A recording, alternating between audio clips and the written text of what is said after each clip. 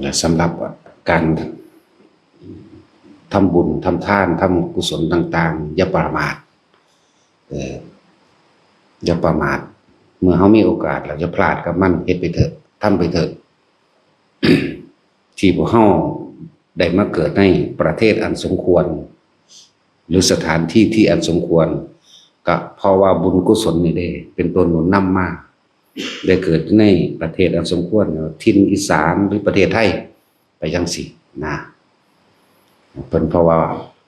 กองบุญกองกุศลที่พวกเขาเฮ็ดไว้ธาตุดีก็คือพวกนี้จิตใจดีงามเหมือนกันเกิดความสมรู้ร่วมคิดเดียวกันเป็นทั้งที่เป็นกุศลก็ไหลมาร่วมกันเองนี่แหละเอิ้นว่าไหลมาร่วมกันเองเหตุบ่ให้ไปตกไปในสู่ที่ชั่วสังคมที่ชั่วแม้นสิไปตกอยู่เป็นบางครั้งบางคราวแต่ว่าเมื่อได้ยินกระแสเสียงธรรมในสิเคยเห็นรวมกันมันนึงดึงดูดมาเองอยู่ไกลมันได้ก็มาอย่างสั้นแหละถือว่าเฮามีกรรมเป็นเผ่าพันธุ์แต่ว่าเป็นกุศลกรรมที่เลื่อนเผ่าพันธุ์ขึ้นทำรวมกันเฮามีกรรมเป็นทายาทคือการกระทำของเฮาเองดึงดูดเฮามาเองแล้วเฮามาทำบุญรวมกันในการอุทิศหามารดาบิดานี่แหละบ่แม่นแค่ว่าเฮามีแม่แค่ว่าชาตินี้ชาติเดียวเด้มีมามากมายแล้วนับบ่ได้แล้วบางคนก็ตกอยู่เป็นกับเป็นกันละนั่นแหละสำหรับคนที่มีโอกาสได้เฮ็ดแบบนี้คนที่เอิ้นว่าคนกตัญญูรู้คุณมารดาบิดาย่อมมีคุณธรรมอย่างอื่นเป็นเครื่องประกอบเป็นพหูสูตรได้ยินได้ฟังรู้เห็นตามความเป็นจริงนะแล้วก็ให้น้อมนำเข้าไปสู่การเห็นอริยสัจสี่พร้อมคือเห็นทุกข์เห็นเหตุแห่งทุกข์และทุกข์ดับไปแล้วหนทางแห่งการดับทุกข์นั่นเองนั่นแหละจังว่ามันสิยกจิตเฮาขึ้นมาเองถ้าจะพูดถึงว่าคนที่บ่รู้เรื่องนี้เลยบ่เฮ็ดแบบนี้เลยนั่นน่ะว่าพ่อแม่ในเจ็บสาบหรือหลายกว่านั้นก็ช่างวิ่งว่อนนำหาส่วนบุญส่วนกุศลเลยคนที่มันตกทุกข์ได้ยากใจมันสิจดจ่อเด้จดจ่อให้คนมาซอยมันจะพ้นจากความเจ็บปวดถึงจะพ้นจากความทรมานสินี่แล่นหาลูกเด้แต่ว่าจิตใจของลูกคนนั้นบ่เคยมีบุญกุศลคือบ่คิดว่าสิมาทำเฮ็ดแนวจังซี่เล่งหาตามอะไรก็บ่เห็นรู้ชะตากรรมชีวิตเจ้าของคือเก่าเด้บัดนี้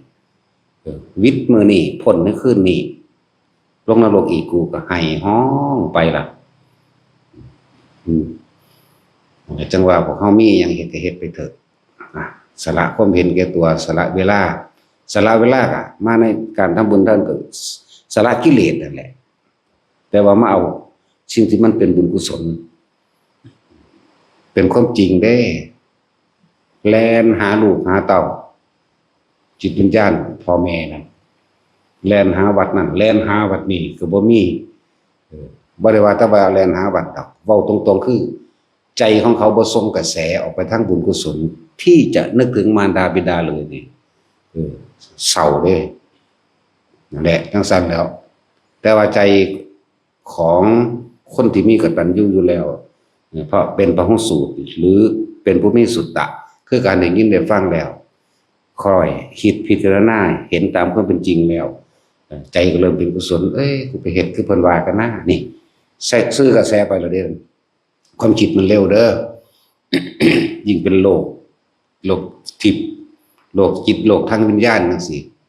เขาบ่ได้ใส่ปากออกกันเด้แต่มันรู้เรื่องกันใส่ความรู้สึกคุยกันเลยที่ว่าสร้างได้จังซี่มันคือสิฮู้กันโลดเด้เข้าใจบ่ล่ะฮักได้จังซี่มันก็รู้กันโลดเด้คิดถึงเด้อยากทำบุญหามันก็รู้กันโลดเด้แต่เปรียบเทียบง่ายคือเฮาคิดถึงบ้านเฮานั่นแหละมันก็ถึงปั๊บโลดนี่เอาสิ่งตัวเองฮู้เห็นได้จักว่าล่ะน่าเสียดายโอกาสของคนหลายๆคน ที่บ่รู้จักความสำคัญในมื้อนี้ซึ่งเป็นมื้อพิเศษเสียดายโอกาสต่างจะเป็นเฮานี่แหละตั้งใจในการพากระทำบุญถึงมารดาบิดาคือสิเป็นบัดเดียวในประเทศนี้หรือโลกนี้สำหรับตอนนี้ใจว่าล่ะเป็นมองเดียวนี่แหละคิดคนแล้วคิดคนอีกสีน้ำออกมาแสดงบ่นอนนะจริงๆเขาเห็นมานานแล้วเด้รู้จักมานานแล้วเห็นมาตลอดเห็นมาตลอดนั่นแหละ จังว่าตอนเขามาตั้งวัดใหม่ๆนี่ปี63เนาะปี63นะที่ว่าเป็นโตคนได้ย่างลงไปหาพ่อหาแม่นั่นซึ่งในศาสตร์ปัจจุบันนี่เฮาบ่ได้แม่นลูกเพิ่นแต่ว่าเฮาเป็นหลานเพิ่นอยากว่าล่ะคือพ่อใหญ่นวลจังซี่แหมพวกพ่อใหญ่นวลพ่อใหญ่น้อยมีว่านพ่อใหญ่สวนพ่อใหญ่มิงแม่ใหญ่ปู่แม่ใหญ่เมาจังซี่แหมเป็นคนเฮาดีๆเด้อยู่หลักกุฏิหลังนั้นแหละแต่ยุคตะกี้อยู่หม้องครัวมันเขาดังไฟเฮ็ดให้กินประมาณตี 4ประมาณตี 4ดีใจเขาจะมามองกอไผ่66ก็บ่เป็นกอไผ่66เด้เป็นล้านเป็นแปลนกว้างๆเด้พอใหญ่มันน่ะ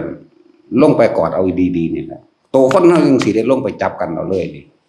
นั่นแหละจังว่าเฮาพิสูจน์โดยตัวเองเฮาเองพร้อมพอใหญ่เขียวก็เห็นพอใหญ่เขียวนอนอยู่ข้างๆใกล้ๆนั่นน่ะพอใหญ่เขียวกับอาจารย์บอกกับไผน้องยอมไปเบิ่งมันเป็นนั่นคืออีหยังขาวอาจารย์ผ่านจังนั่นแหละ วายว่าซั่นนี่จะเสียงดังตึงตังโดดเข้าประตูโดดเข้าห้องอันนั้นดังตึงตังแล้ว ต้องไปจับคือคนจับคนเดียวดีนี่ครับเป็นแบบนั้นจริงๆเด้โอ้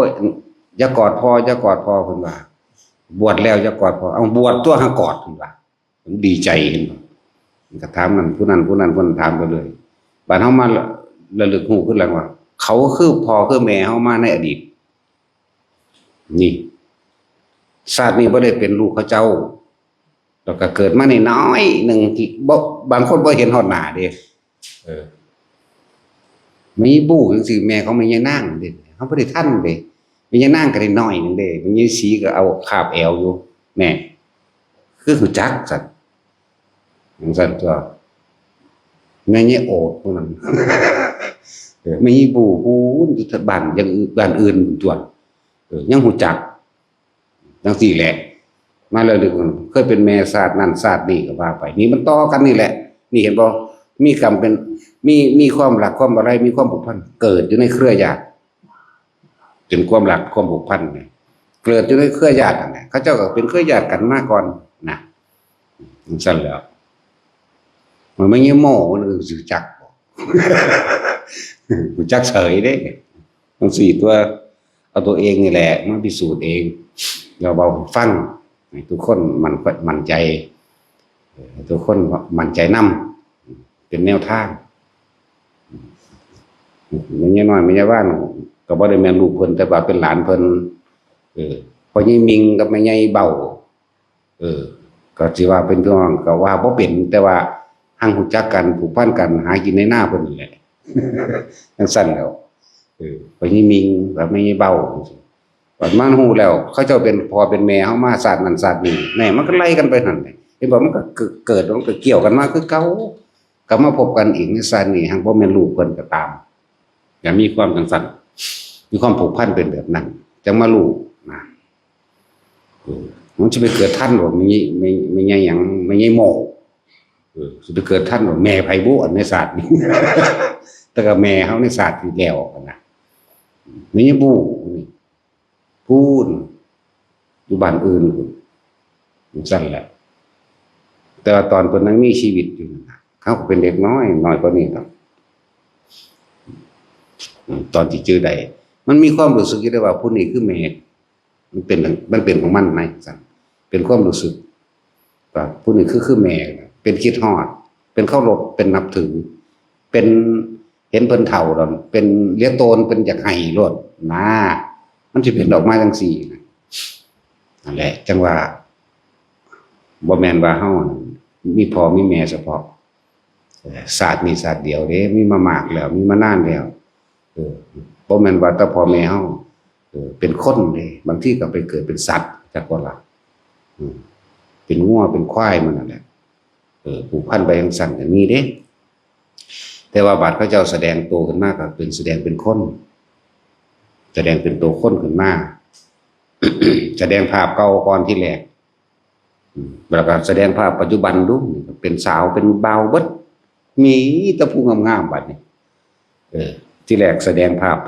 สาบที่เฮาเคยติดตาแต่ว่าผู้บ่เคยเห็นที่ยังแสดงอะไรก็ยังฮู้ว่าเป็นหน้าตาจังไดบ่มีฮอดรูปถ่ายเด้สมัยตะกี้บ่มีรูปถ่ายเด้แต่เฮาได้ถ่ายรูปกันตอนได้ปีเดียวมั้งก็ยังมีสำนักนึงเด้นั่นหายากก็ดอกภาพถ่ายแล้วก็ยังฮู้จักนั่นแหละมันเป็นจังซั่นว่าทุกคนมีบุญอีหยังเพิ่นพาเฮ็ดหยังก็เฮ็ดไปเถิดอย่างน้อยเป็นของเฮาเฮ็ดเองเข้าใจบ่ล่ะอย่างน้อยก็เป็นของเฮาอย่างหลายก็เพื่อแผ่ไปสู่ผู้อื่นได้ช่วงเช้าคือจังเฮามารดาบิดาเฮาเน้นแม่นบ่ล่ะแต่ว่าช่วงเย็นนี่เป็นของสรรพสัตว์ทั่วไปเห็นบ่นี่ช่วงเย็นร่วมอย่างหนึ่งหรือว่าเพิ่นพาอุทิศบุญขอผลทานบุญกุศลความดีที่ท่านทั้งหลายเหล่าใดจงถึงแด่สรรพสัตว์ทั้งหลายไม่มีที่สุดไม่มีประมาณทุกหมู่เหล่าบรรดานี้ที่เพิ่นพาเฮาอุทิศนั่นแหละพระนำเห็นบ่ล่ะจังซั่นแหละ บัดนี้สิเป็นกระจายออกไปจังซั่นไปพูดถึงยามมื้อแลงบอกถึงพุทธกาลตอนเช้าให้ทานถวายของมารดาบิดาพุทธเจ้าแสดงธรรมอนุพิมพิกถาตอนเย็นคนกับเทิงกับเสาฟ้ามหากษัตริย์ทุกอย่างทุกคนนั่นแหละไหลเข้ามาฟังธรรมพุทธศาสนาแสดงธรรมจังซี่แล้วก็อุทิศแผ่ออกไปสู่สรรพสัตว์ทั้งหลายนี่เฮาก็นำพุทธกาลนั่นแหละแต่การทำบุญของแต่ละมื้อให้มันตรงวันนี่เด้อหลายวัดเฮ็ดสมมุติเอาพิติเอารู้จักพิติบ่ พิติเอาอย่างที่เฮาเห็นชัดเจนมากอันนึงก็คือตักบาตรเทโวออกพรรษาแล้ว2มื้อจังตัก5มื้อจังตักเรียกว่าตักบาตรเทโวมันบ่ตรงมือมันสิไปได้จังไดนะจื้อไว้นี่เด้อผู้ใดเป็นเจ้าอาวาสทางใดก็ดีมันบ่ตรงมือวันที่เปิด3แดนโลกธาตุจริงๆหมายถึงว่ามนุษย์เทวดานรกเห็นกันนี่15ค่ำเดือน11วันออกพรรษาหมายถึงวันที่พระพุทธเจ้าเสด็จลงจากดาวดึงส์มื้อเดียวเท่านั้นบางวัน7มื้อเพิ่นจังไปเฮ็ดแม่นว่าล่ะเขาปิดแล้วนั่นแหละมื้อนั้นก็เป็นมื้อนึงที่นรกโลกนรกทั้งเบิดเปิดให้สรรพสัตว์นรกทั้งหลายออกหาส่วนบุญส่วนกุศลกับลูกกับหลานกับญาติสนิทมิตรสหายจากกับคนที่เขาทำบุญเมื่อนั้นน่ะมนุษย์มองเห็นกันกับสัตว์นรกมองเห็นนรกก็เห็นมนุษย์นรกก็เห็นเทวดาก็เห็นทั้งมนุษย์ก็เห็นทั้งนรกพร้อมนี่นั่นแหละถ้าสิเว้าพูดถึงว่าวันเปิด3โลกธาตุจริงๆก็คือวันออกพรรษามื้อพระพุทธเจ้าเสด็จลงจากดาวดึงส์มหาค่ำเดือน11จะพากันมั่วหลายพี่ตีเอาตัวคนใส่คำว่าตักบาตรเทโวกับเทวดานั่นแหละเทโวก็เลยจักว่าล่ะเทวดามาทรงพระพุทธเจ้าพรหมเฮ็ดเป็นบันไดแก้วเทวดาเฮ็ดเป็นบันไดทองจังซี่เฮ็ดเทวดาอีกพวกนึงเฮ็ดเป็นบันไดเงินเมื่อมันลงถึงพื้นแล้วหมู่นาคจังร้องรับตีนเพิ่นดอกอันนั้นต่างหากมาขอส่วนบุญส่วนกุศลนั่นก็ดีมีคือกันแต่ว่าเฮาบ่ได้เว้าให้ถึงความศักดิ์สิทธิ์ว่าสิโดนบันดาลหยังอันนี้ตัดออกบ่จะเว้าถึงบ่เว้าถึงก็เป็นบ้ามาแตะโดนเอาคนก็เลยเนาะภาษางูนั่นแหละถ้าจะพูดถึงตักบาตรเทโวมันมีมือเดียวเท่านั้นแหละมือเพิ่นออกจากพรรษามือตักบาตรเทโวโลหณะมือเพิ่นเสด็จลงจากดาวดึงส์ ก้าวขวาเท้าแรกลงสู่พื้นดินที่สังกัสสะมหานครหรือเมืองสังกัสสะนั่นแล้วอันที่เป็นพระธาตุอยู่เดี๋ยวนี้บ่มีผู้ใดสามารถที่สิไปขุดค้นได้เลยเห็นบ่มันเป็นที่นาเขาหวงเขาได้โกงโตของเขาเองเป็นเพื่อให้เหยียบหลังเขาพระเจ้าอโศกไปเฮ็ดก็บ่ได้ไผไปเฮ็ดก็บ่ได้เหลือเท่าเดี๋ยวนี้หรือเป็นกองโพนใหญ่ๆนั่นน่ะเนี่ยสั่นเขาขอไว้เป็นที่ระลึกสั่นจังว่าตักบาตรเทโวจังซี่ทุกคนให้เข้าใจว่ามีมือเดียวบ่แม่นเลื่อนไป7มื้อบางพวกเลื่อนไป10มื้อก็มีบ่ถูกต้องบ่ตรงวันจักว่าล่ะจังซั่นตัวบ่ได้ตรงมื้อเด้อเฮาจึงเฮ็ดตามประเพณีเฮาเอาตามประเพณีพุทธประเพณีคำว่าประเพณีเฮาคือพระพุทธเจ้าเฮ็ดมาแนวใดเฮาก็เฮ็ดตามนั้นมันจังตรงวันแล้วมันจังเป็นไปตามนั้นเป็นไปตามเจตนาที่เฮาจะเฮ็ดไปอะไรจังว่ามื้อตักบาตรเทโวอีกมื้อนึงก็เป็นวันสำคัญอยู่นี่เป็นวันแห่งสรรพสัตว์ทั้งหลายทั่วไปบ่ว่าจะเป็นมารดาบิดาปู่ย่าตายายญาติสนิทมิตรสหายเจ้ากรรมนายเวรตลอดทั้งสรรพสัตว์ทั้งหลายผู้แสวงหาส่วนบุญจักว่าล่ะตายแล้วมันรอดแต่กินผลทานบุญกุศลกรรมดีของผู้อื่นเท่านั้นแหละก็เบิดชิดแล้วในการที่สิเฮ็ดจักว่าล่ะถ้าสิเฮ็ดก็เฮ็ดไว้ตอนเป็นมนุษย์เทวดาก็มาจากมนุษย์จักว่าล่ะพรหมก็มาจากมนุษย์เทวดาที่มีปัญญาเทวดาหรือพรหมที่มีปัญญาก็อาศัย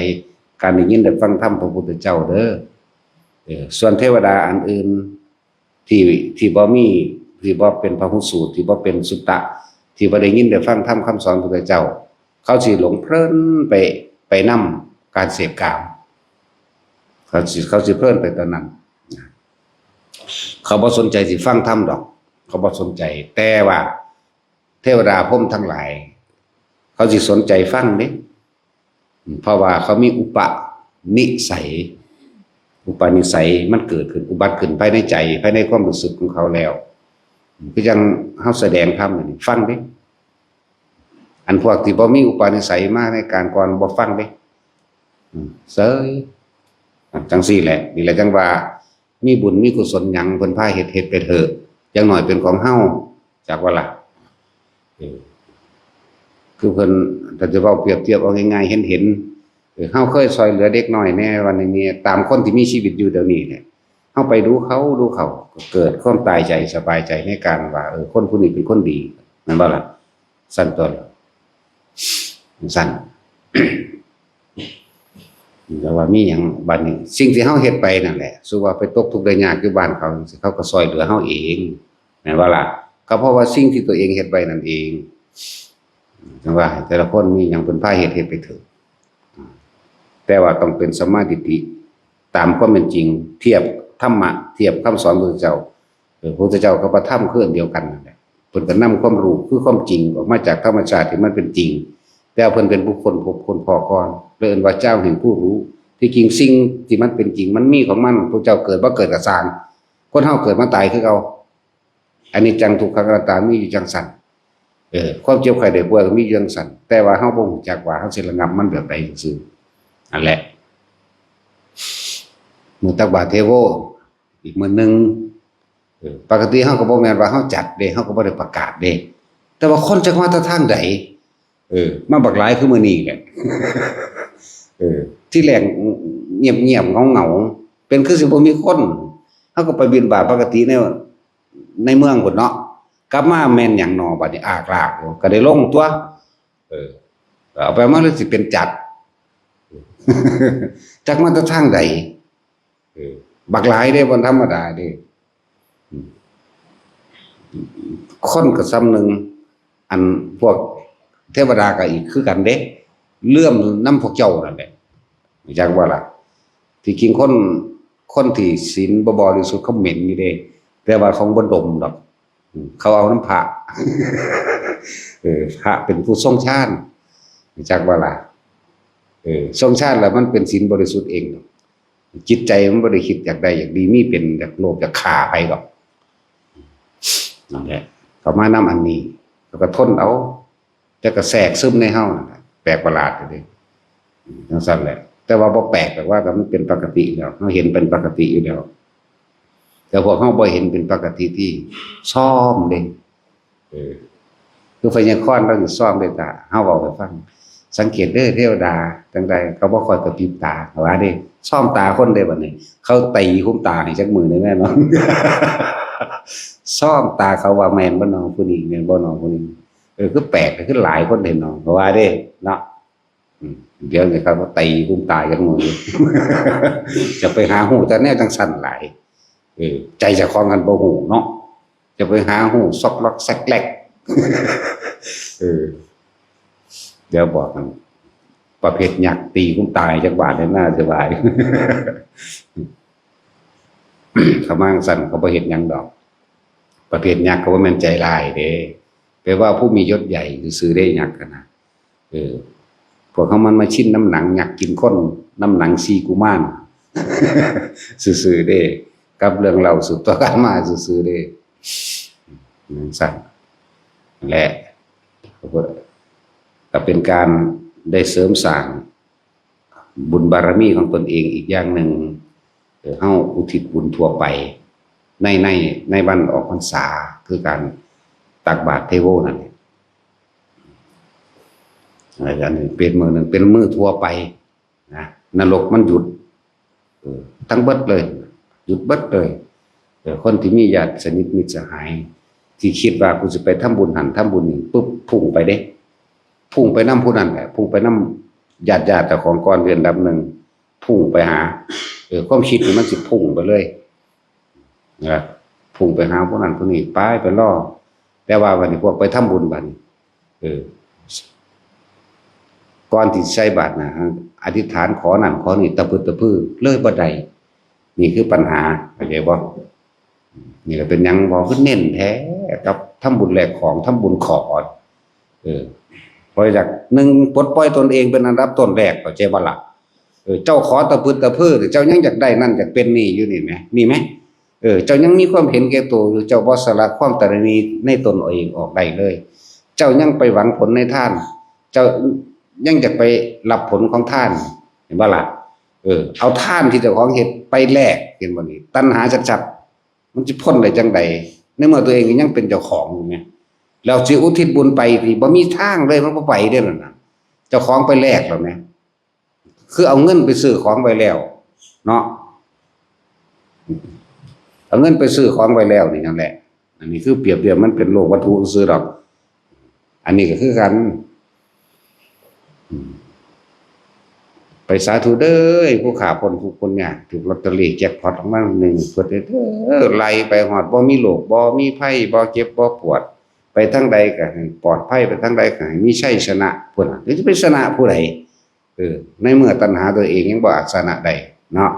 นี่คือปัญหาจากบ่ล่ะทีนี้ในมือทำบุญตักบาตรเทโวจังซี่เอาแทนที่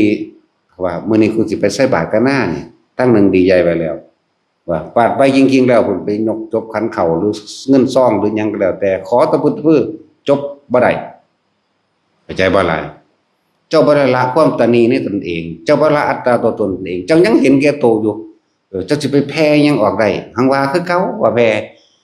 เพิ่นสบางที่เพิ่นก็ภาวาขอบุญนี้ถึงผู้นั้นผู้นี้เนาะมารดาบิดานี่ขอนี้จงให้พบเมืองแก้วให้แค้วบ่วงมารให้พบพระศรีอานในอนาคตการโน่นเทินนี่ก็ขวางเจ้าแล้วรู้จักบ่นี่มันจะสิไปปรารถนาไว้จังซั่นก็ดีอยากว่าล่ะขวางแล้วขวางหนึ่งบ่จักเลยว่าแต่ของขอหยังแรกหยังขวางที่สองยังสิไปเกิดหม่องใหม่อีกอยู่มั้ยเนาะทั้งที่ธรรมะพระพุทธเจ้าเสมอกันเบิดบ่มีผู้ใดยิ่งจนกว่ากันเสมอกันและพวกตักบาตรเทโวก็คือกันเด้อพากันฟังจำใส่ใจไว้แน่จะพาเขาเจ้าหลงทิศหลงทางหลายเฮ็ดมันถูกต้องตามมือตามเว้นเพิ่นแน่มันถูกต้องตามเพิ่นแน่บ่แม่นคิดเฮ็ดเอาแต่เจ้าของตากระทั่วอยู่แล้วมืดบอดและสนิทอีกต่างหาก ก็ฟังแล้วก็ใครควรพิจารณาตามที่เพิ่นแสดงออกไปนี่เปรียบเทียบกับพระไตรปิฎกเบิ่งตัวบันทึกมันก็มีอยู่แม่เนาะก็นั่นแหละก็พาเขาเจ้าเฮ็ดมันถูกทางก็มันจะได้หูแจ้งตาสว่างนั่นล่ะเว้ยแม่นบ่ล่ะหูแจ้งเห็นตามความเป็นจริงแบบจากสิ่งที่ได้ยินได้ฟังตาสว่างได้มองเห็นทางที่จะเองสิพ้นทุกข์ได้นั่นแหละที่ว่าบ่แม่นเฮ็ดเอาตามอำเภอใจเจ้าของกับไทบ้านที่ไทบ้านจักแล้วอีหยังพาทานนั่นพาเฮ็ดกันนั่นคือเขาเอิ้นเฮาพาทานสูไปเอิ้นพาทานสูคุณเจ้าของทานนั่นเจ้าของเตาทานพร้อมนี่บ่เอิ้นพาทานแม่นพาทานคือพาทานสูนั่นแหละว่าเฮ็ดให้มันถูกต้องตามที่เพิ่นพาเฮ็ดซะในเมื่อเจ้าของบ่หูตาเห็นนั่นน่ะเฮาบ่ได้ตกใจเฮาบ่ได้ตื่นเต้นเฮาบ่ได้ย้านเด้อันใดบ่จริงอันใดบ่ฮู้บ่ก่อนบ่เห็นมาก่อนก็บ่นำบอกมาเว้าเด้นี่เฮาเว้าแบบว่าสะทกสะท้านกับไผอยู่แล้วเด้จะพิสูจน์ก็มาติเนาะภาษาของง่ายๆนึงเนาะซั่นแล้วง่ายตัวมันเฮ็ดได้หรอ คนเฮ็ดได้มันคุยได้เด้แม่นบ่คือคนรวยๆน่ะเขาเว้าจังได๋ก็คือเบิดเนาะจังซั่นตัวอุ้ยมันยากหยังได้ภาษาหาเงินซั่นนั้นก็เขารวยเขาก็เว้าคือตัวเนาะแต่ของทุกข์อยู่นี่เอาเนี่ยเฮ้ยอึดจังได้ซ้ำสิเอาเงินแล้วบางทุกข์เขาบ่อยู่ทั้งเป็นหนี้มันสิคุยได้บ่จังซั่นแม่นบ่ล่ะอีหลีนั่นแล้วนี่เป็นความจริงอยู่แล้วคนทุกข์ๆไปคุยว่าเจ้าของรวยเจ้าของมีเงินเอายากซ้ำสิเอาเงินล้านซั่นแล้วเบิ่งฝาเฮือนก็แอมพันแล้วอยู่ มันขึ้นว่าเอาบัดนี้มันบ่ได้คุยขึ้นได้จังซั่นเขาก็ขามดูแล้วจังซั่นตัวจังซั่นแหละบอกคือหลวงตาสินก็ได้ตัวสาวแม่ห้างขายยาเสนี แต่ก่อนยังบ่มีผัวอยู่เจ้าขายยาเสนีทางใดไปขายให้เขาสิซื้อบ่แต่มึงยังบ่มีผัวเนาะ แม่นความเล่าเด้อล่ะก็แต่อยากหัวอยู่โอ้ยถ้าแกวองเอ้ย จังไงแล้วก็พอถูกได้ล่ะแม่นความเพิ่นเด้นั่นตัวของก็ยังบ่มีผัวจะไปขายยาสะเดเขา อันเมตตาทั้งสัตว์ทั้งซี่เด้อุ้ยผัวรักผัวหลงสัตว์เจ้าของก็บ่มีแหมสิรักหลงมึงได้เฮาคิดไปฮอดบ่แล้วก็หัวซั่นตัวซั่นแหละประเพณีต่างๆที่เฮ็ดมาให้เบิ่งพุทธประเพณีพุ่นแต่ก็ล่ะเบิ่งอริยประเพณีเบิ่งพุทธประเพณีผู้เขาเจ้าตาสว่างแล้วบ่แม่นเฮ็ดไปตามที่เจ้าของคิดนึกผิดถูกนั่นแหละปรับตัวเองตัว แหละพอสิเฮ็ดบัตรเทโวเด้อเอามือเดียวเท่านั้นมือออกครับมือออกพรรษาเลยพุทธเจ้าเสด็จลงจากดาวดึงส์แต่เที่ยวเดี๋ยวพอดีแจ้งเห็นลายมือจากว่าคนก็ลังไหลมาใส่บาตรทั้งเทพเทวดาอินทั้งใดใส่บาตรสั่นละเลื่อนบาตรตักบาตรเทโวการมนุษย์ทั้งใดก็เฮ็ดไปเป็นพระเฮ็ดแนวใดก็เฮ็ดตามผู้เพิ่นรู้นี่แหละเว้ยผู้เพิ่นรู้คือไปคือพระพุทธเจ้าเพิ่นว่ามื้อนั้นก็คือมื้อนั้นจังซั่นนี่อีกเรื่องนึงเด้อเฮ็ดมันถูกมือมันแน่ล่ะเว้ยมันจะเก่งกว่าเพิ่นหลายครับ นี่อีกเดือนนึงแต่10วันจุติจิตจังซี่ไล่เอาที่พระเจ้าบ่แม่นคนธรรมดาพอสิไปอยู่ได้9เดือนในท้องเด้ว่าซั่นอยู่10เดือนเด้จังซั่นแหละมันเลยห่างกันแค่เดือนเดียวนี่บ่วันจุติกับวันประสูติห่างกันเดือนนึงนับเบิ่งเอาที่บัดจังซั่นแล้วเพิ่นออกจากท้องแม่เพิ่นออกคือหมู่บ่ซั่นเพิ่นบ่ได้เอาหัวออกมาลงดินเด้เพิ่นเอาตีนลงมาเหยียบดินบ่เด้แล้วก็การออกจากคันมันดาย่างได้เกียรติเก่าเด้ล่ะจะมีดอกบัวทิพย์คนบ่เห็นดอกก็สิเว้าตามนั้นมีอยู่อันแล้วร่องรับพระบาทพระองค์เองพ่มประคองไว้2ข้างก่อนเทวดากับหมู่พ่มประคองไว้2ข้างเดินไปเกียรติเก่ายกนิ้วมือขึ้นนิ้วนึงนะอันแหละว่าเราจะเป็นเลิศในโลกเราเป็นใหญ่ในโลก จากว่าละ ชาตินี้จะเป็นชาติสุดท้ายของเราเนี่ยมันสั่งต่อมันก็เว้ายกนิ้วมือขึ้นเป็นหันหน้าไปทางทิศเหนือย่างไป79พอตะเว้าปุ๊บแล้วก็สิเซลมลงแต่ว่าหมู่นางสนมโดดแดนไปหาก่อนบ่ได้เซลมลงจังเอามาใส่กระดงดอกจักใส่กระดงทีหลังนั่นแหละเทวดาพ้มรับเทวดาประคองผู้ที่สามก็คือจะเป็นคนหลับนั่งสนมหลับเอาสักเดินได้79จริงก็เว้าได้จริงชาติที่เว้าได้ตอนออกจากท้องแม่เลยมี3ศาสตร์จักว่าล่ะชาติที่เป็นมโหสถศาสตร์นึงออกมาแล้วพระอินทร์ได้เอายามาใส่มือให้ดอกบ่แม่นเอากรรมมาแต่ในท้องเด้พระอินทร์จังเอายาเอิ้นว่ามโหสถยานั่นแหละเพราะว่าพอเพิ่นเป็นโรคปวดหัวไม่เกณฑ์ปวดหัวดิบมานานแล้วก็เลยเอายานี่มาฝนผ้าให้พอก็เลยหายก็เลยเอายานี่ฝนไปฟ้าก็เบิดเป็นตัวเนาะนั่นแหละคนเลยให้ฉายาเป็นพระมโหสถอีกศาสตร์นึงศาสตร์ที่2ก็คือศาสตร์ที่เป็นพระเวสสันดรจากว่าล่ะศาสตร์ที่เป็นพระเวทออกมาปุ๊บเดมือออกมาจังซี่แบออกมาเลยบ่ได้กรรมคือเฮานี่กรรมเนาะเพิ่นนี่แบออกมาได้เอาลูกเฮ็ดจังซั่นแม่ตอนนี้มีเงินเท่าใดสิเอาไปเฮ็ดหยังลูกแม่ถามหนูสิให้ทานว่าซั่นน่าไปจังซั่นศาสตร์ที่2ศาสตร์ที่3ก็ศาสตร์นี้ศาสตร์ที่เป็นพระพุทธเจ้าโคดมเฮานี่แหละศาสตร์ที่3บ่มีผู้ใดถามเว้าเองอันนี้จักว่าล่ะแล้ว3ศาสตร์ก็เป็นไล่เบิ่งเอาตัวในพระไตรปิฎกผู้จักสิบอกว่าหยังก็ซึ้งลึงอยู่ไปก็เลยเนาะเบิดชีวิตนี่เนี่ยอ่านจบเฉพาะเล่มบ่รู้เบิดนี่แท็กซี่มึงเอาไปมึงอ่านจักหน้าแล้วฮะ3 ปี10 หน้าเฮ้ยจังซั่นแล้วมันสมควรเลยให้ผู้ตัวอยู่นี่เนาะมึงบ่รู้กูก็ตัวได้ตัวแหละจังว่าที่พาเฮ็ดมาทุกอย่างเฮ็ดไปตามพุทธประเพณีเอาตามข้องของพุทธเจ้าเลยแล้วสอนเทศสอนเฮาก็เอาแบบพุทธเจ้าเลยเด้เว้าตรงๆอยากว่าล่ะเรียกว่าตรงๆบอกจริงๆแล้วก็เว้าตรงๆบ่อ้อมค้อมกับไผบ่มีคำว่าปอบประโลมมีแต่สิขนาบแล้วขนาบอีกแม่นบ่ล่ะว่าเฮาด่าแมงบ่เด้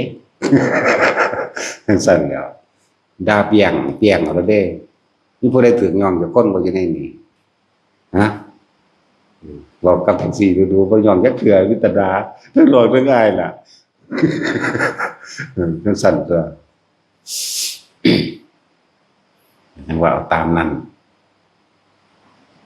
อยากให้ทุกคนอยากคิดเริ่มต้นแต่แรกสำคัญมากสัมมาทิฏฐิคือการคิดก็คิดถูกต้องแล้ว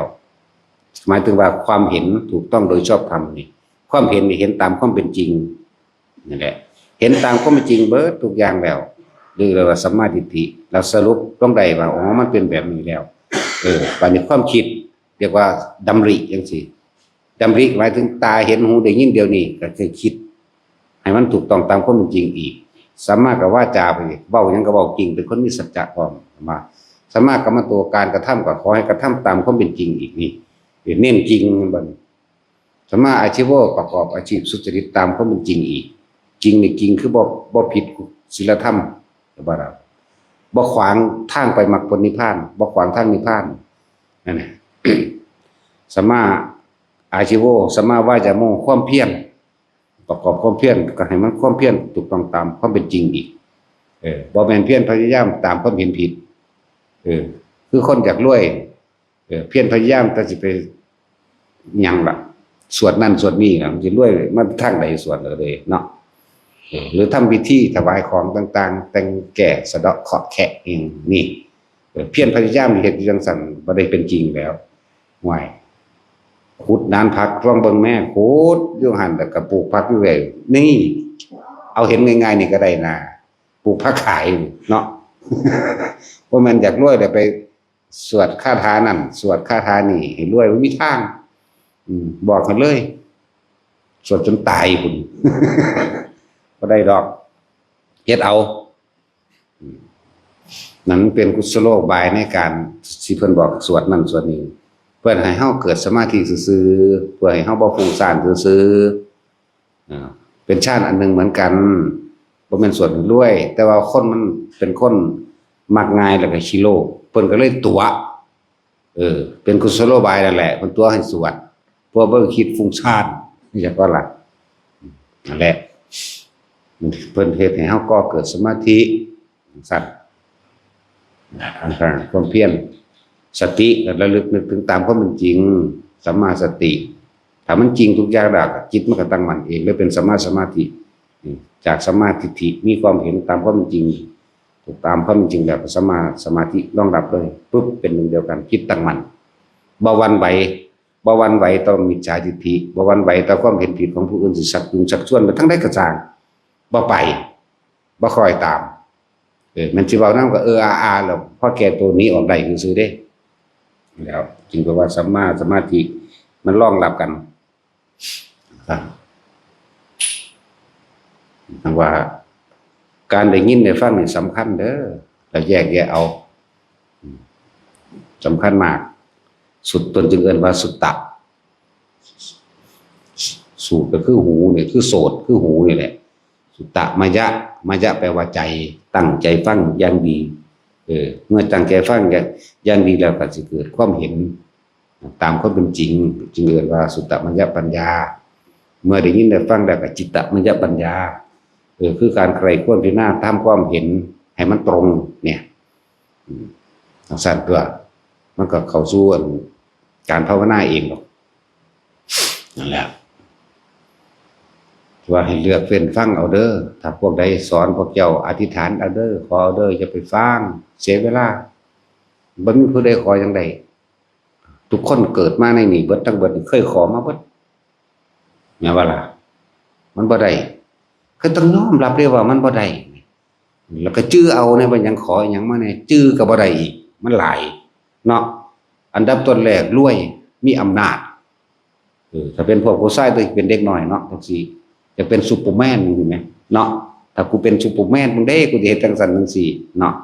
ให้คนย้านให้คนกลัวแม่ว่าล่ะเนี่ยใหญ่ขึ้นมาอีกระดับนึงก็ขออีกแบบนึงอีกระดับนึงขออีกแบบนึงจังซั่นล่ะคิดเอาตัวก็ยิ่งก็เหมือนกันแหละขอเป็นนั่นเป็นนี่เหมือนกันนั่นแหละมันบ่ต่างกันดอกตัณหาเดียวกันจังซั่นแหละอยากได้ผัวแบบนั้นเด้ก็ขอเด้เนาะ ขอผู้ชายก็ขอเนี่ยเปลี่ยนไปตามวัยเห็นบ่การขอบ่จีรังอย่างลืมเลยตะขนาดนี้ก็เลยความเห็นมันยังบ่ตรงแล้วก็บ่จีรังพร้อมว่าแต่ละคนที่เฮาเป็นหยังเฮาเวลาเฮาบอกแนะนำตลอดเลยการให้ทานต้นแรกก็ต้องสละความฉีดทนีที่เหนียวของตนสละความเห็นแก่ตนทานแล้วเป็นหยังก็เป็นเจ้าของมันอยู่แล้วก็ไปหวังผลสูงอีกแล้วก็ไปหวังผลอันมันเกินที่จะของอีกแล้วก็บ่เป็นความจริงพอแหละถ้าเรายังเห็นแก่ตัวอยู่ยังไปเป็นเจ้าของทานยังจะไปเอาผลของมันอยู่บ่มีความเสียสละอหย่างเลยเห็นแก่ตัวล้วนๆว่าล่ะแล้วปานนั้นว่าสิไปอุทิศบุญมันบ่เป็นบุญในทานลักษณะขอบุญคือความสงบเย็นอยู่เด้สงบปราศจากความอยากได้อยากดีมีอยากเป็นเย็นคือความรู้สึกเฮาบ่เร่าร้อนบ่กังวลเลินว่าบุญคือความสงบเย็นบุญอันเกิดจากการให้ทานเพราะไม่หวังผลในทานไม่มีจิตผูกพันในผลในทานนี่เป็นอุเบกขาแล้วสงบเย็นแล้วอุทิศบุญไปมันจึงไปหาบุคคลที่เราตั้งใจให้ตั้งใจนึกถึงตั้งใจให้แต่การอุทิศบุญต่างๆนี่บ่จำเป็นต้องหยาดน้ำพีน้ำใจจากว่าเอาตัวใจนึกคิดถึงเลยอยู่นี่บ่ให้มีการหยาดน้ำพวกหยาดน้ำน่ะมันกังวลในน้ำโอ้ขวดน้ำหยาดกูเดโอ้ยจานกูเดโอ้ยแก้วกูเดขวดมีบ่นออยู่หั่นอยู่นี่ที่วัดคือเขามาขออาจารย์มีขวดน้ำบ่ยังสิมาใส่กูอยู่ จะกูขาขวดน้ำให้ยากให้จานมาล่องพร้อมโอ้ยหนีไปทางในโลดบ่ได้สอนได้โลด นั่นแหล้วมันบ่ฟังเฮาเลยเด้อนี่มันมาเอ้าคือบ่ให้พรน่ะซั่นไปเฮ็ดเอาอยากได้หยังหาเอาอันนั้นแหละหาอันใดได้อันนั้นเว้าความจริงเด้นี่บ่แม่นขอเด้ขออันใดได้นั่นมันบ่แม่นเด้เขาบอกว่าไปเฮ็ดเอาเฮ็ดอันใดหาอันใดก็ได้อันนั้นไปหาเงินก็ได้เงินตัวบ่แม่นให้ไปขอเงินแหมเนาะ บ่ให้ไปอธิษฐานขอเด้ล่ะอันนี้ก็เว้าความจริงอีกได้นี่ก็เลยไปเฮ็ดเอาเครียดบุกเขาตายในเบิดไผก็เลยเนาะเครียดก็เลย ฝันว่าเขาสิเงินแล้วบ่มาอีกดอกว่าซั่นไผบอกมึงมาโลดเด้สวนเร็วๆเด้อีห่านี่โลดแล้ว เลือดตาบ่เข้ามันอันแหละนี่จังว่าเน้นย้ำการให้ทานก็จะไปขอเด้อแม่นพวกเจ้าไปได้หยังมากก็สั่งแม่นบ่ขอก็ตามพวกเจ้าก็เป็นทุกข์กับสิ่งที่พวกเจ้ามีอยู่นั่นน่ะคนเฮาเป็นทุกข์อยู่2อย่างสิ่งที่ยังไม่มีกับสิ่งที่มีอยู่นั่นบ่ล่ะที่ยังบ่มีก็ดิ้นรนขวนขวายหาที่มีมาแล้วปกปักรักษาแล้วก็หวงแหนแม่นบ่ล่ะบัดนี้ย่านแต่คนมาสู้มาไก่ทิ่มแท่งกันบัดนี้เว้าเสียดสีด้วยหอกคือปากนั่นแหละมันเจ็บก็หอกแล้วสิบอกให้เนาะความเจ็บใจนี่เจ็บนานกว่าเด้คือเฮาไปเหยียบน้ำมันก็คราวเดียวมันก็เศร้าเจ็บเลยล่ะแต่เจ็บใจนี่ที่เนาะนั่นแหละด้วยหอกคือปาก มันเจ็บใจพาเฮ็ดทุกอย่างเฮ็ดตรงตามในพุทธประวัติหรือตามพุทธประเพณีนำมันที่พาเฮ็ดนี่บ่ว่าเฮาสิเฮ็ดตักบาตรเทโวก็ช่างตะกี้เฮาก็บ่ได้ว่าพาเฮ็ดนี่ล่ะคนทางมาบัดแท็กซี่ก็บ่ได้ประกาศว่ามาตักบาตรเทโวเด้อบ่ว่าเด้บ่ได้เหมือนกับการทำบุญอุ่นลำพันสูตรนี่เด้ในวันจุตินี่อันนี้ยังว่าเฮาลื้อฟื้นขึ้นมาเพื่อให้คนเห็นความสำคัญในบุญคุณในพ่อในแม่และประเภทนี้อันนี้เนี่ยหรือการกระทำบุญอันนี้เนี่ยมันสูญหายเฮาก็เลยเอาขึ้นมาแล้วคนที่มีความกตัญญูย่อมเป็นพหูสูตรพร้อมย่อมเป็นผู้จักการะเทศะพร้อมเด้เป็นคนมีคุณธรรมเด้ไม่ต้องเป็นกตัญญูได้เนาะล่ะสมมุติอย่างสิกตัญญูแมงหยังฆ่าพ่อฆ่าแม่ตัดหัวคุณธรรมดาจะแตกแดกไปยาบ้านั่นแหละพวกใดอยากได้ดูเป็นเจ้าเป็นนายเอาใจมันคักๆเด้อมันก็เป็นเจ้านายพวกเจ้าตัวน่ะพูดมันไปหาหลักปุนหลักปีมันซื้อยากินตำรวจเขาจะไปมีหยังก็ไปขายให้มันเนาะแล้วเขาจะไปย่านนั่นแหละสั้นแหละพวกอยากให้ดูเป็นเจ้าเป็นนายน้องบ่ได้อยากให้เป็นได้ให้เป็นอรหันต์ อยากให้เป็นพระอรหันต์ปึ๊ดเลยบ่อยากให้เป็นหยังเป็นอันเดียวนี่แหละเป็นผู้วางมือจากบาปอรหันต์อรหัตตะอรหันตะจริงๆมันแปลว่ามันอรหัตเด้เป็นผู้วางมือจากสิ่งทั้งปวงแล้วเด้อรหัตใช่ว่าล่ะอยากให้เป็นสำนักเพราะว่ามันบ่เป็นอย่างอีกว่าเน้นย้ำท่านถึงนิพพานใดถึงนิพพานใดเพราะว่าเขาบ่ขอความคิดของเขา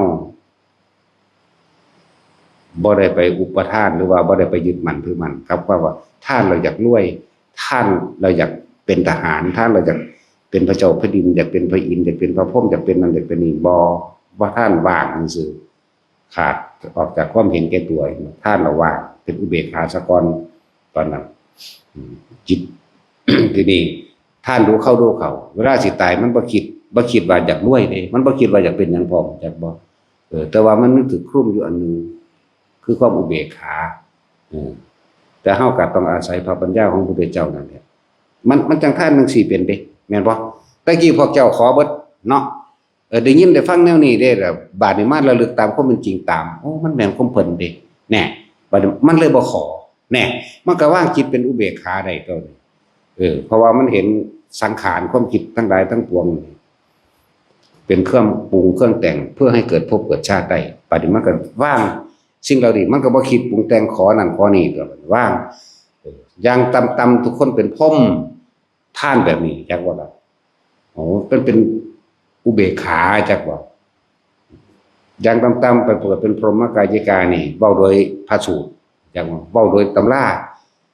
อย่างต่ำๆพรหมกายิกาเมื่อหมดอายุหมดสิ้นฤทธิ์สิ้นอายุไขนั้นแล้วไปเกิดสู่พระอนาคามีพรหมโลก5สั้นอีกบาดนี้สุทธาวาส5นั่นน่ะเมื่อสิ้นจากสุทธาวาสแล้วบางที่ก็ก่อนหมดอายุก็นิพพานเลยบางคนบางที่ก็ไปทีละลำดับจนถึงอากะนิทกาจังสู่นิพพานเลยนี่เป็นแบบนี้นี่คือท่านถึงนิพพานได้ท่านแบบนี้เป็นพวกเฮาบ่เฮ็ดแค่นี้แล้วเฮาสิบ่ย่นย่อเก่าๆบ่เนาะท่านก็บ่หวังผลในท่านแล้วคือคนก็มีภาวนาไปได้โตพร้อมศีลแม้บางครั้งมันอาจสิบกพร่องมั่งแต่ว่าเมื่อไหร่ก็ช่างที่เฮาอยู่กับลมหายใจทรงฌานทรงอุณโลมใดนี่จักบ่ล่ะจับจุดหน้าลมใดหรือทรงฌานด้วยอานาปานสติเพ่งอยู่ในลมหายใจเข้าออกเมื่อเพ่งในลมหายใจเข้าออกแล้วประคองเอาไว้ปีติจำเกิดเมื่อปีติเกิดแน่มันก็เป็นอุเบกขาเข้ามาด้วยว่าจิตหนึ่งก็ว่าสองอย่างท่านก็บ่เอาท่านก็บ่หวังผลในท่านอีกบ่ที่สองก็ทรงฌานอีกเพื่อบ่ให้จิตคิดมากฟุ้งซ่านจักบ่ล่ะจิตตัวนี้ก็ได้เข้าสู่กุศลสังกัปปะจังสั้นแล้วมันเลยเกิดกลายเป็นสิ่งที่คิดดีจากว่าบ่ได้คิดเลวหรอกพวกเขาจังสิสั้นสองอย่างแล้วเมื่อคนเริ่มต้นเป็นแล้วขั้นที่1ขั้นที่2ก็เป็นเองขั้นที่3ก็เป็นเองขั้นที่4เอง5 6 7 8เริ่มว่าสมาบัติ8เป็นเองดอกขอให้ทุกคนเริ่มต้นเป็นเท่านั้นนอกนั้นเขาสิเป็นเองเปรียบเทียบคำว่าเขานี่คือเฮานั่นแหละนอกนั้นมันสิเป็นเองเฮามีหน้าที่รู้อยู่กับมันใดมันความรู้สึกมันใดมันความคิดมันน่าจะของนี่แหละมันผู้อื่นดอกมันก็ในอาตามันเจ้าของเองนี่แหละให้เบิ่งอารมณ์ของตนทุกคนเป็นขันธ์ที่1แล้วมันก็เลื่อนขันธ์ที่2เป็นของมันเองอันนี้มีจุดหมายเดียวได้บัดคือบ่จะเกิดเพราะว่าเห็นชัดเจนแล้วความทุกข์เว้าเย็นเน้นย้ำแม้ความเกิดเป็นทุกข์ความแก่เป็นทุกข์ความเจ็บไข้ไม่สบายเป็นทุกข์ความพัดพรากจากสิ่งที่รักก็เป็นทุกข์อยากได้สิ่งใดแล้วบ่ได้ดังใจเป็นทุกข์ความตายเป็นทุกข์นั่นบ่ล่ะมันเห็นชัดเจนแล้วเกิดเป็นหยังก็ตายเนี่ยเพิ่นแสดงอยู่เสมอรวยก็สร้างท่อรวยก็ตายคือเก่าเนาะไปกินข้าวแกอิ่มเหมือนกันกับคนทุกข์คนยากคนจนก็ตายรวยก็ตายหามันรวยว่ามันมีเงินซื้อได้ทุกอย่างซื้อแม้ซื้อความบ่ป่วยได้บ่ซื้อความบ่ให้ป่วยเลยซื้อความบ่ให้แก่ชราเลยซื้อความบ่ให้เจ็บเบิ่งดูเอาย่างไปเตะมีดมันก็บาดเจ็บคือเก่าตัวแต่ว่าซื้อไว้แล้วบ่ให้เจ็บเนี่ยเอาแต่มึงซื้อได้ซื้อบ่ให้ตายเบิ่งดูเอาแน่บ่ได้นี่คือความจริงนี่แหละธรรมะหรือคือความจริงแบบนี้คนจนก็เหมือนกันคนรวยก็เหมือนกันไม่ต่างกันอะไรเลยเกิดมาตายเสมอกันนี่ฉะนั้นดีที่พวกเฮาเกิดมาเป็นคนจนเข้าใจว่าล่ะดีเด้พลิกออกมาทางนี้เลยตัวพลิกออกมาทางดีกันแหละแต่กูรวยจักว่ากูสิหลงตนเองกูสิเฮ็ดอิหยังไปทั่วทีกูสิฆ่าคนกว่านี้ก็บ่รู้กูสิเอาเปรียบคนที่กว่านี้คนรวยเด้ที่มันโกงคนได้หลายๆก็เลยถ้าเวลามันทำเลวทำชั่วมันเลวยิ่งกว่าสัตว์อีกแม่นบ่ล่ะคนจนยังบ่กล้าเฮ็ดเด้เนาะยังมีความว่าจนบีบบังคับไว้ให้อดให้ทนอยู่เหมือนกันอย่างหนึ่งเปรียบเทียบคนพิการเด้ออย่าน้อยใจพลิกวิกฤตนั่นน่ะเป็นโอกาสดีแล้วที่พวกเจ้าพิการพวกเจ้าก็คิดให้มันผ่อนอารมณ์ลงมาตัวแม่นบ่ล่ะถ้าตอนที่คิดอยู่น่ะเวลาศูนย์โมโหไอ้คนนั้นคนนี้กูฆ่ามึงเด้แต่ว่ามันฆ่าพิการฆ่าบ่ได้เข้าใจบ่ล่ะสู้เขาบ่ได้ไปรักของเขาบ่ได้ไปกินเหล้าเมายาผู้โอ้อวดกับไผก็บ่ได้กับพลิกวิกฤตตัวนี้เป็นโอกาสแม่นบ่ล่ะพอดีแหละมันก็เลยกลายเป็นความพิการบังคับให้เป็นผู้มีศีลเพียงแต่ว่าขาดเจตนาซื่อๆอย่าว่าละบาด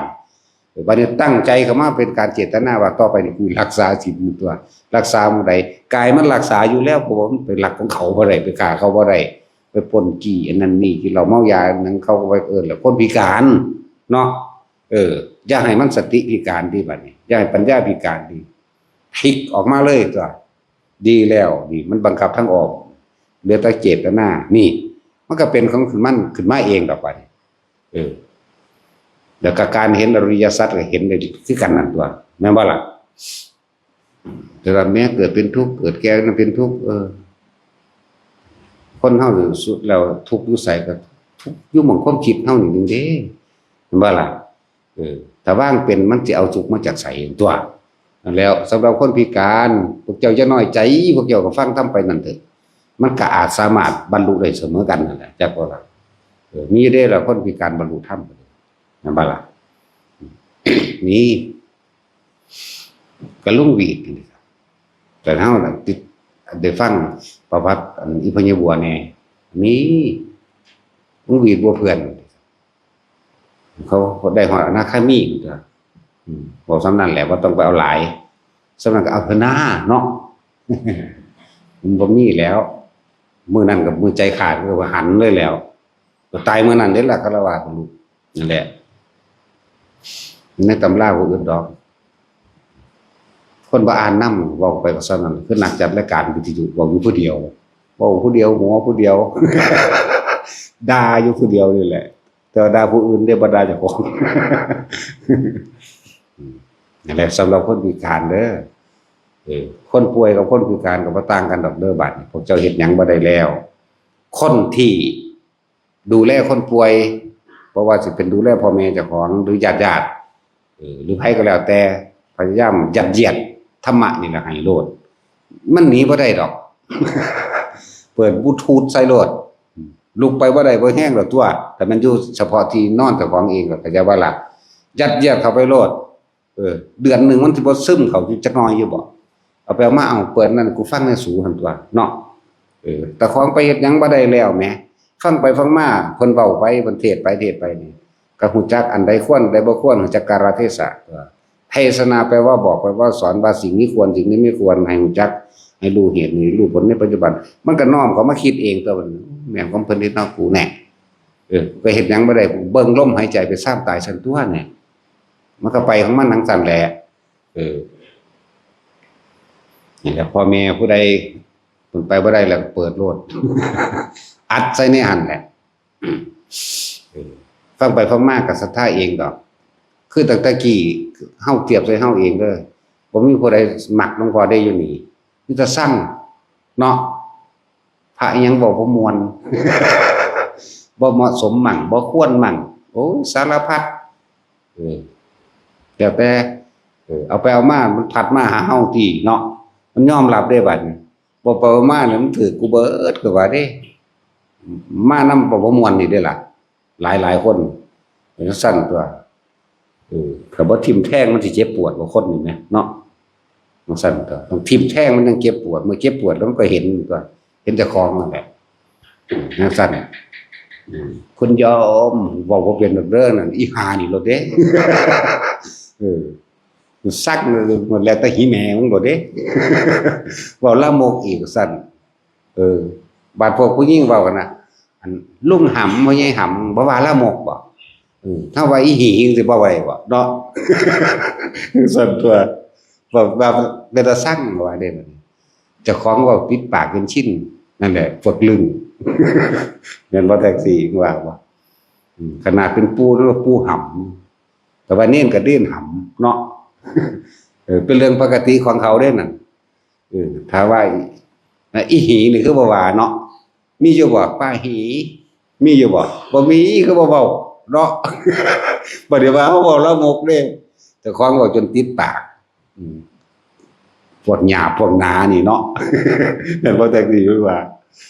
เป็นพระแล้วก็ต้องหยังหลวงพี่หำอาจารย์หำ ยังมีไว้นั่นแหล้วมีคนว่าเฮาจังซี่ว่าก็สร้างแมงแล้วสาคนเนาะ แต่น้อมเขามาใส่เจ้าของเองที่เพิ่นเทศ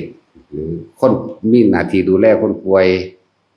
หรือพ่อแม่แก่ชราบ่ป่วยก็สร้างก็เป็นโรคคือเก่าล่ะโรคหยังโรคชรา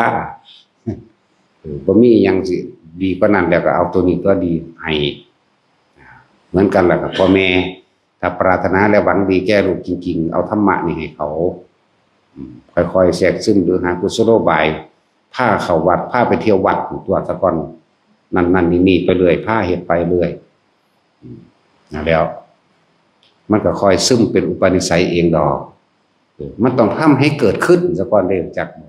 แม่นอยู่ดีๆสิไปได้ไปเลยเด้ที่เฮาเห็นว่าในตำราฟังธรรมทีเดียวบรรลุเลยโอ้ยเขาฝึกหัดมาแต่เท่าใดเป็นอสงไขยแล้วเด้นั่นน่ะเสื้อสิปัวไปเลยแบบนั้นน่ะทุกอย่างมันจะมีเหตุให้เกิดซะก่อนบ่แม่นว่าอยู่ดีๆสิไปได้มาพอแห้งแล้วแต่หลายภพหลายชาติแล้วมันค่าอันใดอันหนึ่งเท่านั้นเองแล้ว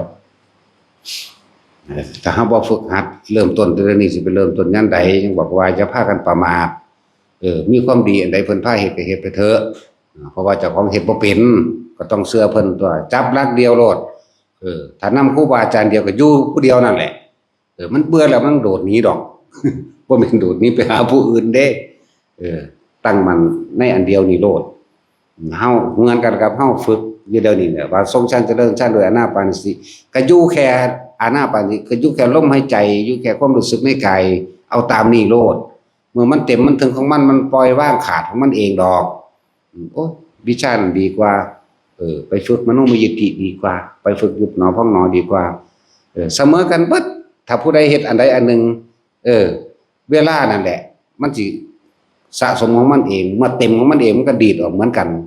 บ่ได้ต่างกันเลยกรรมฐานมีตั้ง40อย่างพุ่นเด้นั่นบ่ล่ะแล้วมี40อย่างเพิ่นพุทธภาวนาพุทโธเห็นว่าพุทธานุสติกะพุทโธพุทโธอยู่หั่นพวกเจ้าอย่าหนีออกจากคำว่าพุทโธตลอด24ชั่วโมง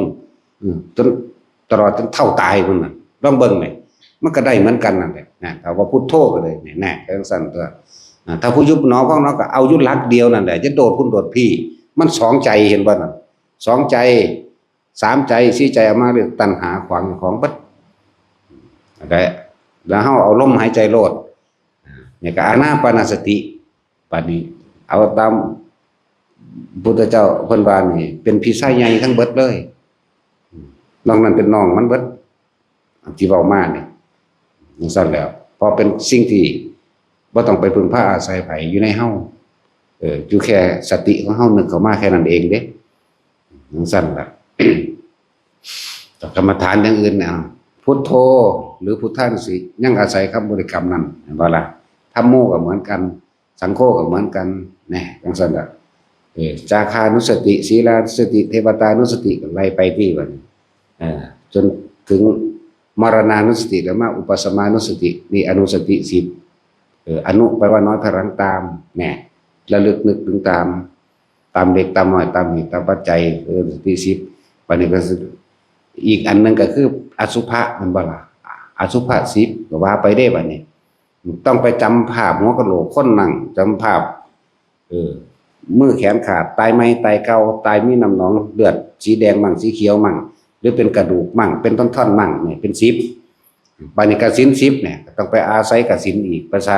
ใช้นิมิตภาพหรือจะเอาภาพมาเฮ็ดเป็นที่เพ่งเป็นที่มองเป็นที่จ้องดินน้ำไฟลมก็ว่าไปสีเขียวสีเหลืองสีแดงทั้งสิ้นน่ะดินน้ำไฟลมเขียวเหลืองแดงไล่ใส่กันก็เป็น10ตัวรูปฌาน4รูปฌาน4แน่แต่ก็มาทรงพรหมวิหารก็เป็น10ตัวที่เฮาเฮ็ดอยู่นี่มันครบเบิดแล้วเด้ทรงพรหมวิหารก็อยู่นี่เด้พรหมวิหาร4ก็อยู่ในนี่แหละอยู่ในลมหายใจเข้าออกจิตไม่คิดไม่นึกไปทำร้ายเบียดเบียนใครเป็นเมตตาบ่แล้วก็กายและวาจาก็ว่าไปเป็นกรุณาบ่แล้วก็จิตมันเป็นกุศลสังกัปปะอยู่แล้วเป็นมุทิตาบ่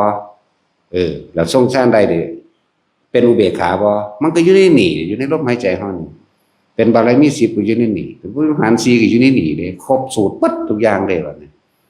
สิมีฤทธิ์มีเดชจังซั่นของแถมจังซั่นก็อยู่ในนี่แหละบ่หาแต่นั้นดอกมันอยู่ในนี่แหละอยู่ในลมหายใจเฮาเองจังว่าเอาหลักเดียวเอาแนวเดียวโลดเด้ออย่าโดดคุณโดดพี่แม้ครูบาอาจารย์ถ้าสอนที่สุดของข้าเจ้าลงนิพพานก็เอาผู้เดียวโลดพวกเจ้า โดดไปโดดมาเห็นบ่เดี๋ยวก็เกาะผู้นั้นแต่ว่าดูถูกผู้เก่าก็จะว่านี่อย่าลืมตัวนั้นแหละขวางกันเจ้าของเองไปอาจารย์นั่นดีกว่าเว้ยก็เขาถามเลยเพียงใดอยู่นำครูบาอาจารย์รถหุ้ยแม่มึงบอกมึงคือบ่เบิ่งมึงเนาะแต่เขาบ่เว้าบ่หลับเด้แนวนั้นเป็นจังใดอันมันเพิ่นจะละหลวมมาดิแต่มึงแน่นทักเถอะบ่ แต่ว่าเพิ่นจะเฮาบ่ปากอยู่นี่กุฏิเต็มเด้แล้วลอยหลังก็สร้างแม่งเด้กูบ่เอาซะอย่าง แต่นี้จากเฮามันก็ว่าเฮาบ่ดีกันตัวเนาะแต่เฮาบ่แค่มองนี่ตัวมันเองจะเป็นเครื่องกั้นมรรคผลเองใจบ่ล่ะแล้วขนาดนั้นเด้ละเอียดรอบคอบปานนั้นเด้หวังดีกับเขาโดยเขาก็บ่รู้ตัวเขาเองเด่นแต่มาอยู่เนาะเฮามันก็ว่าเฮาคือเก่าแหละแต่ว่าเฮาแล้วมันก็อยู่ในใจมันจังบ่ล่ะนั่นแหละคำบอกคำว่าของมันที่ขัดขวางมันเองเป็นอุปสรรคแก่ตนเองการปรามาสดูถูกผู้อื่นนั่นนะเลยกลายเป็นอัตตาตัวตนลึกๆเข้าไปอีกเลยเด่นกลายเข้าไปเป็นหอดมานะทิฏฐิเดี๋ยวก่อนความเห็นที่ฝังแน่นอยู่ในใจเป็นตัวขวางจากเวลาทิฏฐิคือความเห็นมานะคือใจที่ฝังเอาไว้ได้นี่สมมติเตือนไปทั้งใดกระซางอย่าไปหาดูถูกประมาทเพลินโดยเจตนาส่วนคนภาวนาถึงจิตในระดับใดระดับหนึ่งอันนั้นมันจะเป็นของมันเองแต่ว่าจะไหลไปตามมันส่วนมากของต่ำๆจะไหลออกมาเป็นสัญญาเก่าๆพอคนส่วนมากสะสมของเร็วๆจึงมาเกิดจากบ่ล่ะแต่คนที่ภาวนาถึงขันจิตสงบดีแล้วเราความคิดมันจะเกิดเองเขาไม่ได้เป็นผู้คิดจิตแต่ว่าคิดไปทั้งต่ำๆคิดไปทั้งปรามาสดูถูกครูบาอาจารย์องค์นั้นเที่ยไปทั่วทีบเนี่ยนั่นแหละแต่ว่าจะคิดน้ำมันกับพ่อตัวนี้จะคิดน้ำมันแต่ห้าสิท่านมันเองดอกอันนั้น แต่ว่าแต่ของท่านเคยได้ความสงบตัวว่าผู้บ่แมนดอกบ่ถึกดอกนี่อันนี้แน่นอนเพราะท่านได้เห็นสัมมาเพราะท่านได้เห็นตัวที่มันลึกตัวที่มันเป็นมานะตัวเป็นพิธิตัวที่มันเป็นอุปทานฝังไว้นะครับเพราะท่านเห็นครับตัวเป็นสัญญามานะพิธิอุปทานที่มันเป็นของละเอียดนั่นแหละตั้งมันอยู่ในอันเดียวโลดล้มโลดเด้อไปก็ดีล้มอุณาโลมเป็นเครื่องอยู่จึงบอกว่าสำหรับคนที่ภาวนาทั้งขันเห็นความคิดเจ้าของได้แล้วแต่ส่วนมากคิดทั้งต่ำเกิดยังขึ้นกระช่างที่บอกเอาลมหายใจตัดทั้งเบิดบ่มีแนวอื่นสิตัดได้ดีเท่ากับลมจากว่าเกิดยังขึ้นกระช่างกลับเข้ามาลมหายใจก่อนจื้อไว้รอดความคิดก็เห็นลมก็เห็นร่างกายทำงานเห็นร่างกายหายใจเห็นความคิดพร้อมแต่ว่าผู้รู้ก็อยู่ต่างหากนั่นแหละจังว่าพวกเจ้าหมั่นคงสร้างลังสกรวันเวลาที่เฮาสร้างนั่นแหละวันเวลาที่เฮาสั่งสมความตั้งมั่นนั่นแหละสิเกิดกลายเป็นบารมีสิเกิดกลายเป็นกำลังใจสิเกิดกลายเป็นสิ่งที่เฮาสามารถทิ้งได้ทุกอย่างเข้าใจว่าล่ะนี่เป็นแค่คำว่าทิ้งได้ทุกอย่างแต่ความจริงมันสิหูของมันคำว่าปล่อยว่างมันก็ว่างของมันเองนี่เป็นแค่คำพูดปล่อยว่างบ่มีคำเบาจักบ่คำว่าว่างก็บ่มีคำเบาสุญญตาบ่มีคำเบาว่างอย่างยิ่งก็บ่มีคำเบาธรรมธาตุก็บ่มีคำเบาจักบ่ล่ะดับก็บ่มีคำเบาดับเย็นก็บ่มีคำเบาหยุดคิดก็บ่แม่นคำเบาแต่ว่าเว้าสื่อสารเพื่อเกิดความเข้าใจซื่อแต่พวกเจ้าสร้างมันคือได้หยังบ่ได้หยังก็สร้างแต่ที่สำคัญอย่าอยากผมภาวนาผมบ่รู้จักไปหน้ามาหลังเลยบ่เจริญเลยมึงออกไปคิดเฮ็ดหยังฟังดีๆเด้อผมรู้สึกว่าก้าวหน้ามึงค่าคิดอยู่มึงสิก้าวหน้าได้จังไดจังซั่นแหละอยู่กับมันเถอะเวลาสิเป็นสิ่งพิสูจน์หรือเวลาสิเป็นสิ่งที่เฮ็ดให้สะสมไปเองดอกสาหะก็รู้จักไว้ปีเดียวอยากซ้ำเพิ่นแม่เนาะแม่นบ่ล่ะนี่แต่คิดเอาครับคิดเอาใครต้นมาเป็นบาปนั่นแล้วก็ยังบอกอยู่เรื่อยๆอยู่พระอรหันต์เป็นยังไงสูคืออยากเป็นสูมีตั้งแต่ตัณหาคือความคิดพวกสูปรุงแต่งไปเด้ต้องเป็นแบบนั้นแบบนี้เด้แม่นว่าล่ะผม ผมบ่ก้าวหน้าผมบ่สงบนี่มันเป็นจังไดความสงบเดี๋ยวนี้แม่นบ่ล่ะมันคิดเอาบอกความสงบเป็นความคิดบ่ต้องแบบนี้บ่ต้องคิดแบบนี้จังเอิ้นว่าสงบนี่มันบ่แม่นแบบนั้น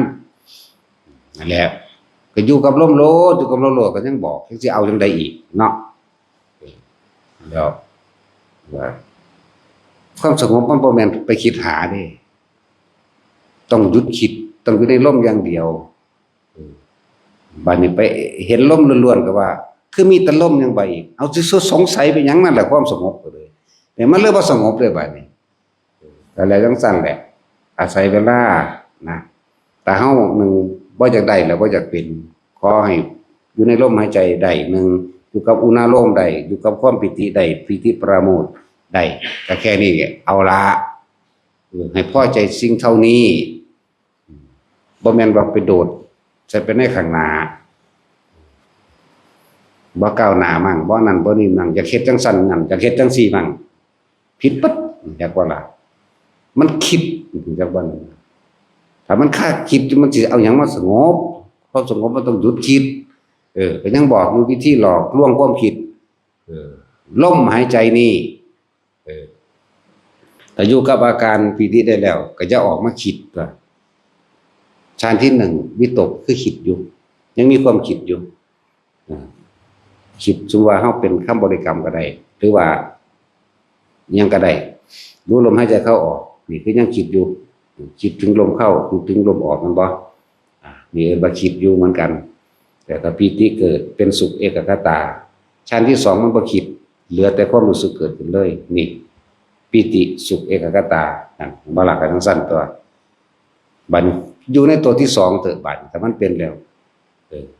ตัวที่สามมันสิเป็นไปเอาเองของมันเองหรอกมันบ่ล่ะจิตเบากายเบาพวกนี้มีแต่อุเบกขาอย่างเดียวเพิ่นเอิ้นว่าสงบสุขเพิ่นเอิ้นว่าสุขถ้านั้นละสุขละทุกข์ได้บัดนี้ละสุขละทุกข์เหลือแต่ความว่างอันหนึงแต่ว่ายังเป็นตัวรู้ว่าว่างอยู่ซื่อเด้ยังมีอยู่เข้าใจบ่ล่ะตัวที่สี่ก็เป็นเองขอให้ได้ที่หนึ่งก่อนที่สองเป็นเองที่สามเป็นเองเพราะคำว่าเป็นเองเป็นมาจากเพราะเฮาสร้างเหตุที่หนึ่งถูกต้องที่สองก็เป็นเองที่สามที่สี่เป็นเองห้าหกเจ็ดแปดเป็นเองรู้จักสอบเป็นหยังดอกห้าหกเจ็ดแปดเนาะแล้วฮอดมืออากาสานัญจายตนะบัดนี้อยากบาคือเฮาอยากเป็นคือเฮาว่าได้บัดนี้เนาะพุ่งพอดีโอ้ยอันรูปฌานสี่กูบ่เอากระจอกกูสิเอาสมาบัติ8ว่าเด้สมาบัติ0มันยังวันใดอยู่